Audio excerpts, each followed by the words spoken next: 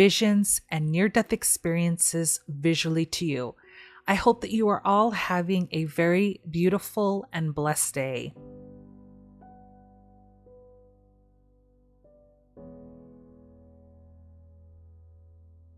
The vision that I will be sharing with you today was emailed in by our dear sister in Christ, Melissa, where she shares with us her intense end times vision. Please watch the video all the way to the end so you can see what she also attached to her dream. And in her email, it says, "Blessings to you. I have been led to share with you my end times vision that I had in 1987. I could not put it together or truly understand the meaning until now. Some objects were not even made in the 1980s. I have enclosed some photos to give you more of an idea. First off, back then, I was totally unsaved and very angry at God for my mom and my closest sister dying. I felt so alone and angry with no family. As I slept in my deepest depression, some reason God showed me that He still loved me. And I remember in the first part of my vision, I was in a very large city, and this city was located in Los Angeles, and I was looking for a friend that I knew whom lived on the same street as I did. I then happened to walk up these long white stairs. The stairs were at least 50 stairs up, because at the top, to the door of the apartment, you were able to see the whole neighborhood of Montebello, California.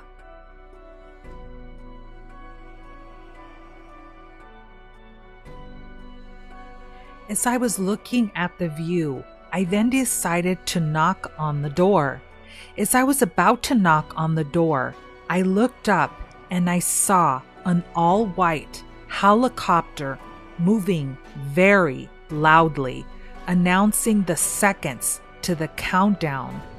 I was so freaked out after what I had just seen that when I woke up, I could not believe that it was just a dream. I calmed down after a few minutes, then decided to go back to sleep, thinking, oh, it's nothing. As I fell right back to sleep, I automatically could feel that I was being shown the same dream again, except the countdown was still going on and I could see and feel that I was in some big airline. I then looked out the window and all I saw was that it was way above the sea, heading somewhere. As soon as I glanced away from the window, the whole plane immediately shut down. No engines or lights were still on, and there was nothing caught on fire. But all I could notice was me and that airplane were taking a nosedive directly into the depths of the sea. I could remember that I could see myself getting ready to drown. I do want to mention that I was the only passenger on the plane. As I saw I was getting ready to drown, I cried out desperately, "God, help me." And as soon as I did that, God immediately had me in the spirit form. While I was in the spirit form, I could truly see myself flying within the streets of Israel, where there was enormous and truly undescribable chaos like never before. I saw people that were running, crying, and screaming, but there was nowhere to run or hide. It was completely horrifying. God let me know in my spirit that the countdown I heard was for WW3, and the plane shutting completely off was a device that can be used to shut down everything before it takes place. I believe it's time for all of God's people to get ready and share His word. Share the gospel to the lost and pray continuously, because time is so close to the Lord's soon return. From your sister in Christ, Melissa.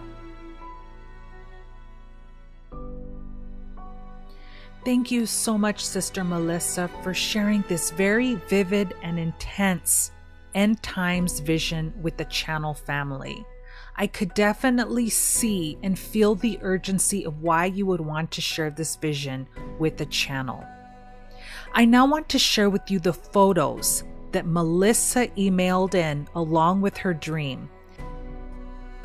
By showing these photos, she wanted you to get an idea of what she had seen in her vision.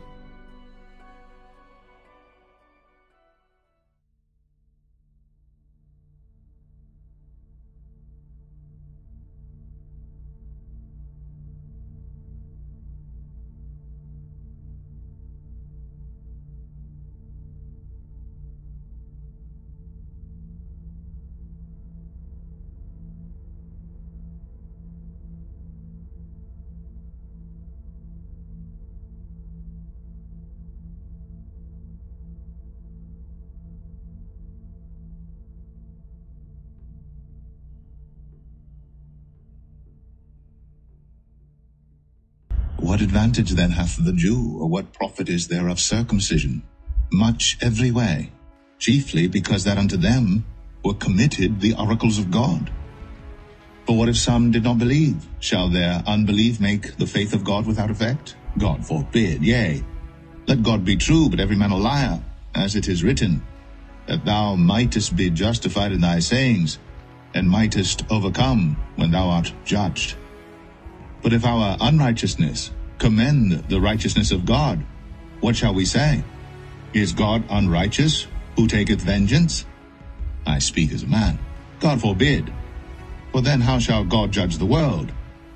For if the truth of God hath more abounded through my lie unto his glory, why yet am I also judged as a sinner, and not rather, as we be slanderously reported, and as some affirm that we say, let us do evil that good may come, whose damnation is just. What then? Are we better than they? No, in no wise. For we have before proved both Jews and Gentiles that they are all under sin. As it is written, there is none righteous, no, not one. There is none that understandeth, there is none that seeketh after God. They are all gone out of the way, they are together become unprofitable. There is none that doeth good, no, not one. Their throat is an open sepulchre. With their tongues they have used deceit. The poison of asps is under their lips, whose mouth is full of cursing and bitterness. Their feet are swift to shed blood. Destruction and misery are in their ways, and the way of peace have they not known. There is no fear of God before their eyes. Now we know that what things soever the law saith, it saith to them who are under the law, that every mouth may be stopped, and all the world may become guilty before God. Therefore by the deeds of the law there shall no flesh be justified in his sight, for by the law is the knowledge of sin. But now the righteousness of God without the law is manifested, being witnessed by the law and the prophets, even the righteousness of God which is by faith of Jesus Christ unto all and upon all them that believe. There is no difference, for all have sinned and come short of the glory of God, being justified freely by his grace through the redemption that is in Christ Jesus, whom God hath set forth to be a propitiation through faith in his blood, to declare his righteousness for the remission of sins that are past through the forbearance of God. To declare, I say, at this time his righteousness, that he might be just and the justifier of him which believeth in Jesus. Where is boasting then? It is excluded. By what law? Of works? Nay, but by the law of faith. Therefore we conclude that a man is justified by faith without the deeds of the law. Is he the God of the Jews only? Is he not also of the Gentiles? Yes, of the Gentiles also, seeing it is one God which shall justify the circumcision by faith and uncircumcision through faith. Do we then make void the law through faith? God forbid. Yea, we establish the law.